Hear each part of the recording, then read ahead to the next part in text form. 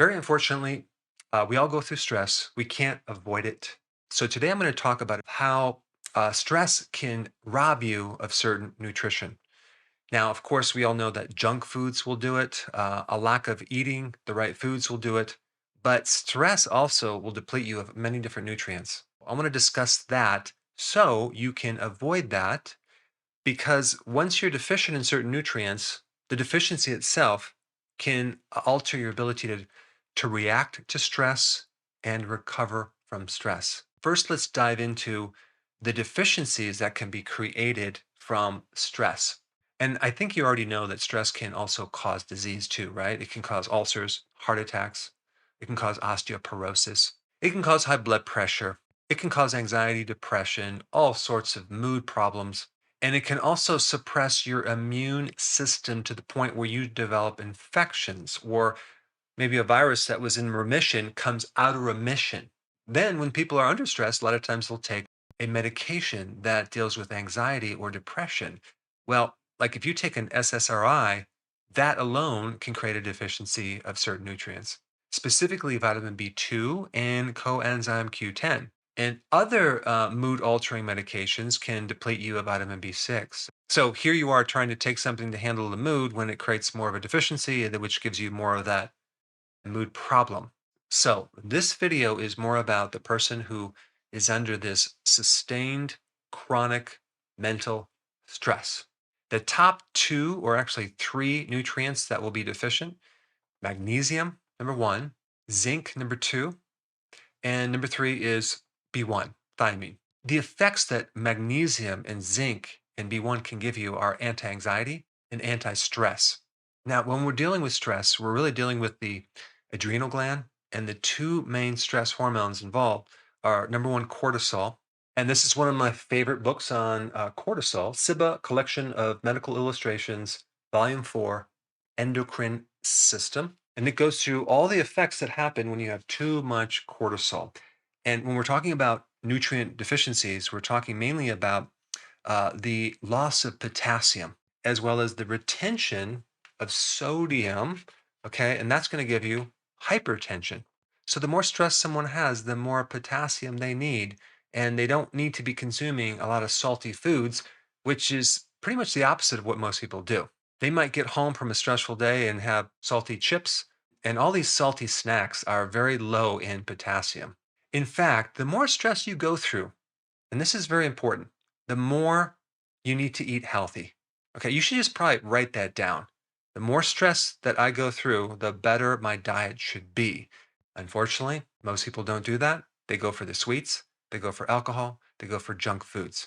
When you're under stress, you should not cut back on your protein. You should maybe increase your protein, primarily things like red meat or some type of meat that has zinc, it has amino acids, it has the B vitamins like B1, things like that, combined with big leafy green salads to give you the potassium and magnesium that you need. So definitely avoid sugar if you're going through stress. Just as a side note to that, it's very interesting to observe the nutritional deficiencies that occur with consuming sugar are very similar to the nutritional deficiencies that occur when you're under stress. So apparently, both of those items create this oxidative stress in your body and deplete you of the same nutrients. Now, another key nutrient to allow cortisol to work properly, and cortisol has everything to do with reacting to stress. So let's say if you stood up really fast and you got dizzy and you fainted, that means your cortisol is not really working that well. Your body cannot adapt appropriately to this stress state. Now, it can also be adrenaline as well. So you have both of those hormones involved in the stress response. And the key vitamin for that is B5. So B5 keeps the cortisol in balance, it keeps the inflammation down. It's really good for wound healing and many other things. And another point on this book here on the cortisol is if you are under chronic stress, you may deplete your amino acids. And that's why you should maybe not go low with your proteins, have more high quality protein. Not excessive, but just sufficient amounts. Two other nutrients that get depleted when you go through chronic stress: calcium and vitamin D. And this is why a person can end up, especially after menopause, with osteopenia. So, calcium and vitamin D. Vitamin D is important for the immune system. Vitamin D is important for pain, inflammation, preventing high blood pressure. And calcium is also important, not just for bone, but for many different things. And just as a side note to that, if you are deficient in calcium, you may find that you have this chronic cough. Okay. And you may find that um, you're tired, but you just can't go to sleep. There's something preventing you from just drifting off into a nice, relaxed sleep. That's a calcium deficiency. Not to mention, you could have cramps as well. That could be a calcium or a magnesium deficiency. Now, I talked a little bit about cortisol, but adrenaline is the other hormone. Too much adrenaline can deplete you of, and I already mentioned this, vitamin D, as well as vitamin C. So we do need vitamin C for adrenal help, especially to make enough adrenaline.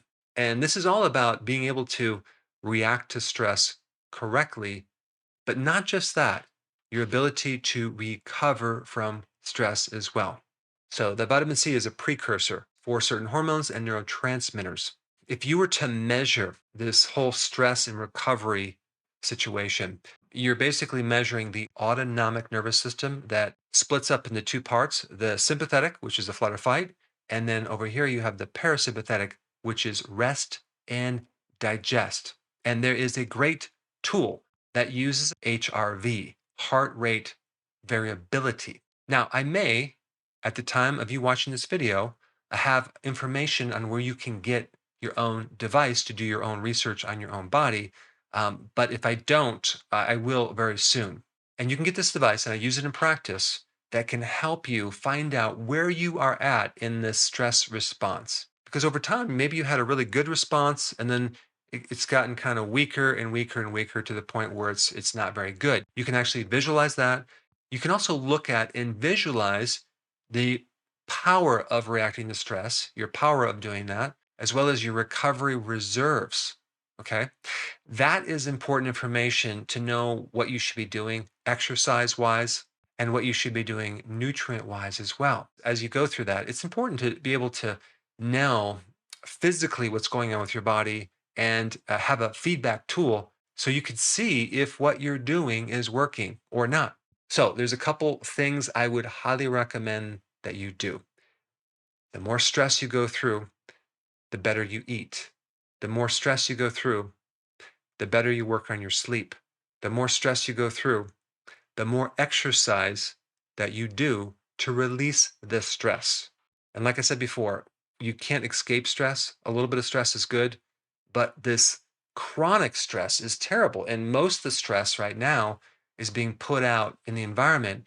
And a lot of it, unfortunately, is manufactured. If you were just to watch, hours and hours of the news every day, you'd probably be underneath your bed in a state of fear. And what that does as a consequence to your physical body, it's just not healthy. Now, because of the censoring and the suppressing of the algorithms on YouTube, it's becoming more difficult to find my content. And there's a lot of content that I cannot put on YouTube, unfortunately. So, to make sure you have full access of all my information, go to drberg.com and subscribe to my newsletter by clicking the link down below in the description. I will see you on the other side. I did a video that you may not even be aware of to counter stress, okay, that involve a wide range of things. If you haven't seen that video, it's an awesome video to watch. And I put that up right here.